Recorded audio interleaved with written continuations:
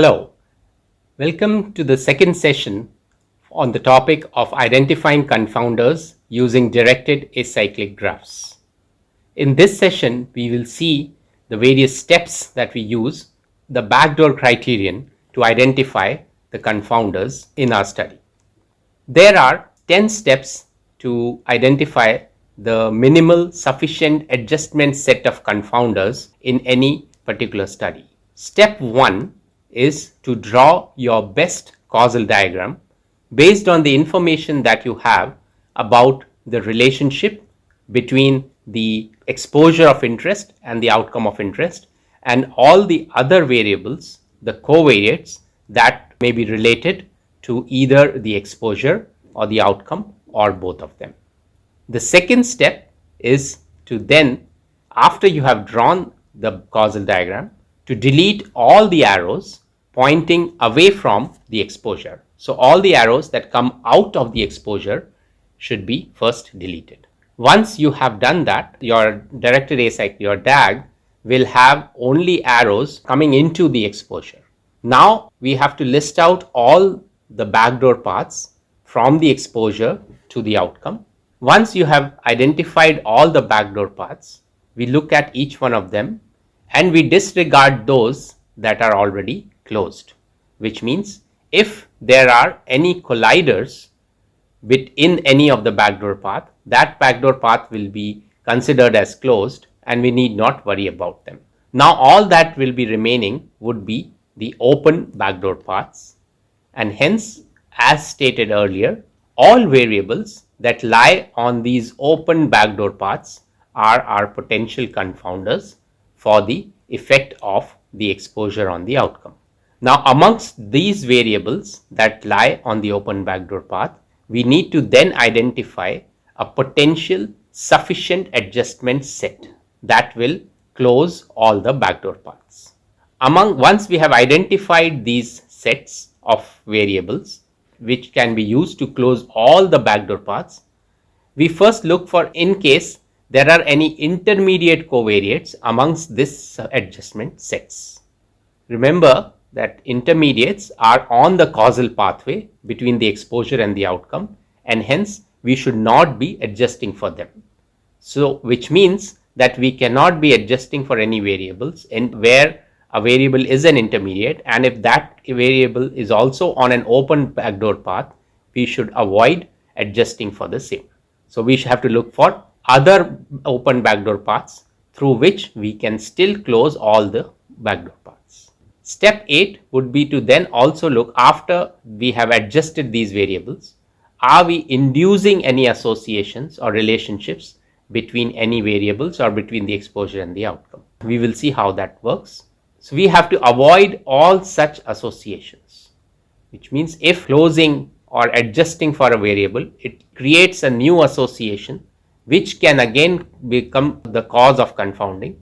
We have to avoid again adjusting for such variables on the backdoor path.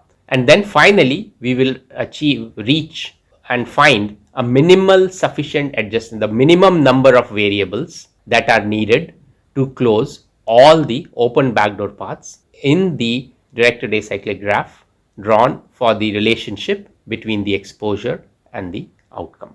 And remember that all of this has to be done. We can do all of this only amongst the measured covariates. So if there are some variables that we think are related to the exposure and outcome, but we have not measured them, then we cannot use them to identify the minimum adjustment set of confounders.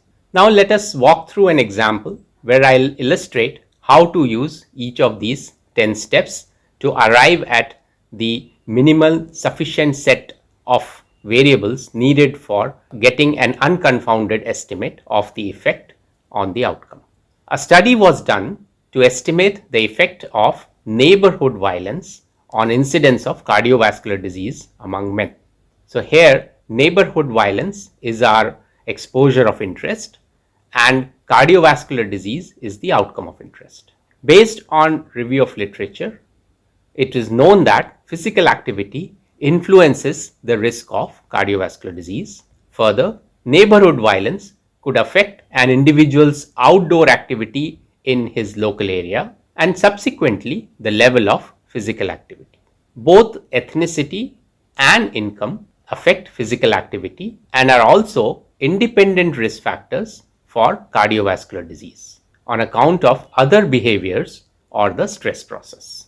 Further, ethnicity affects income through access to education and occupational opportunities.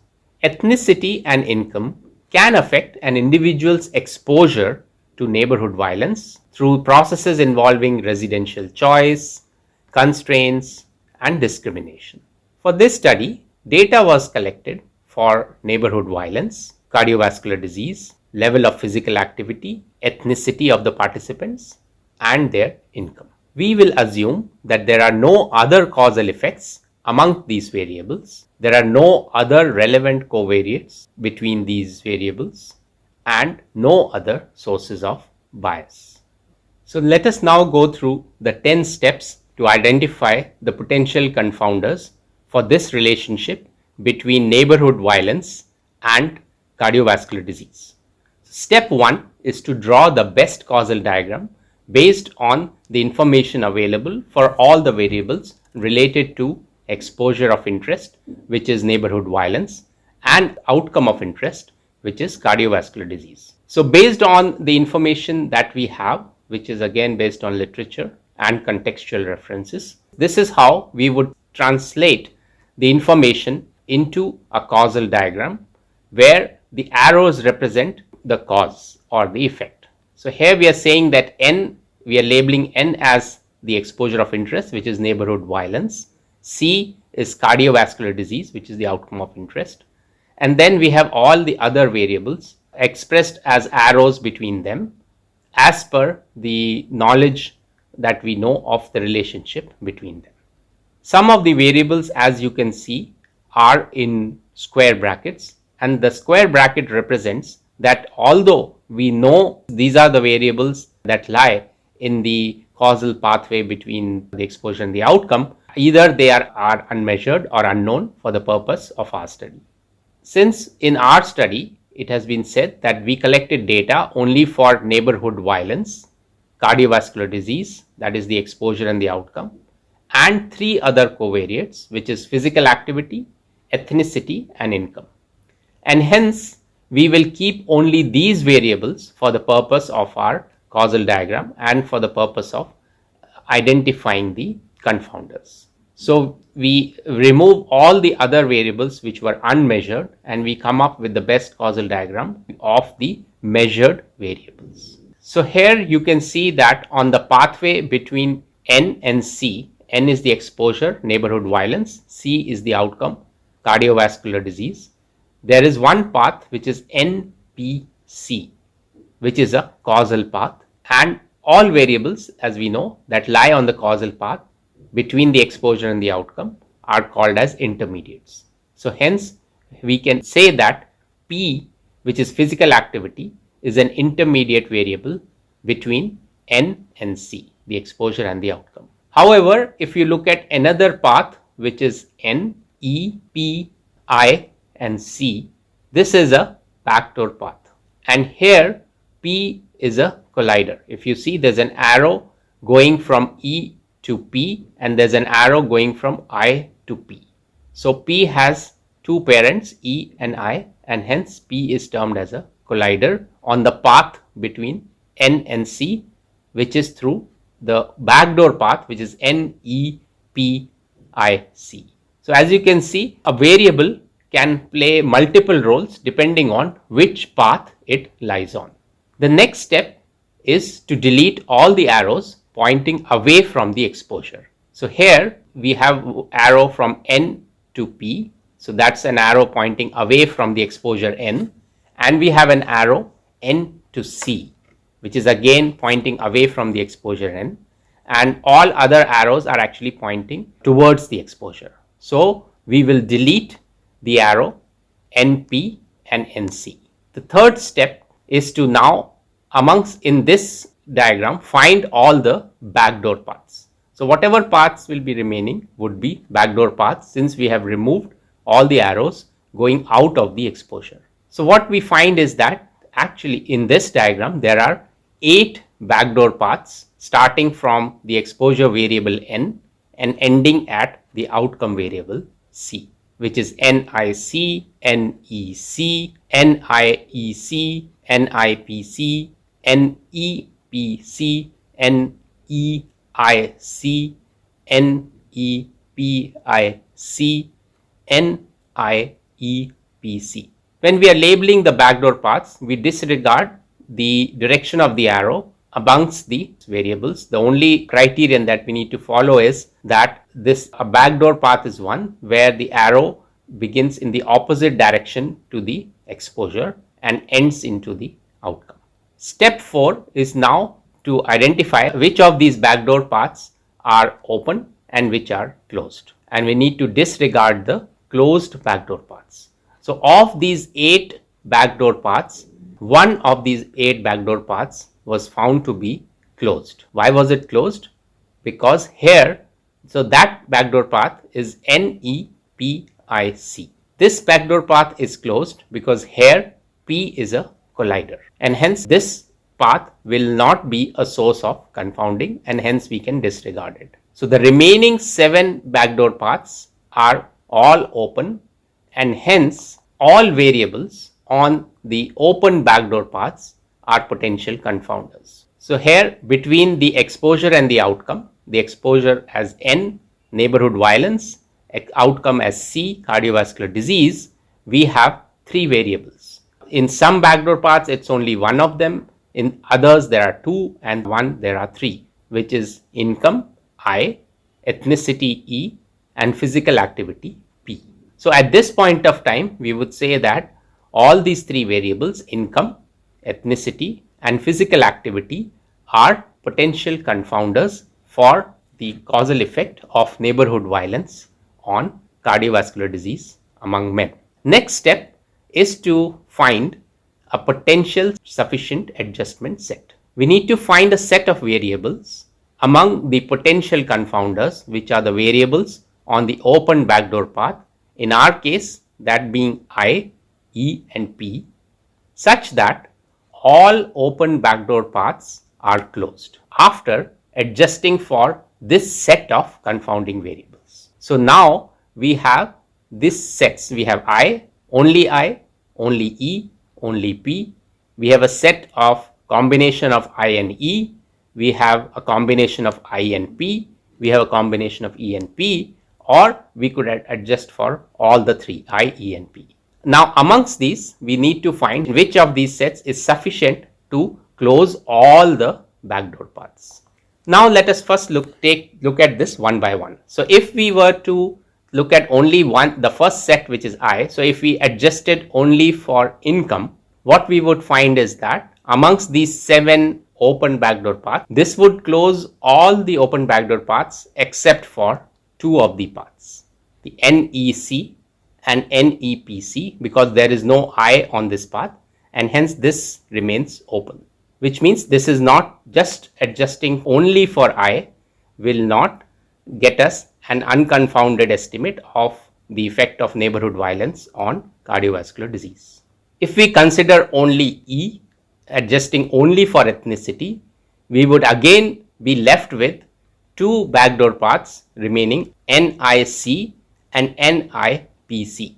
Again, because there is the variable E or ethnicity is not on any of these 2 paths. So again, if we adjust only for E, we would still not be able to remove all the confounding due to these measured variables. If we consider only P, we now have 4 backdoor paths that remain open out of the 7.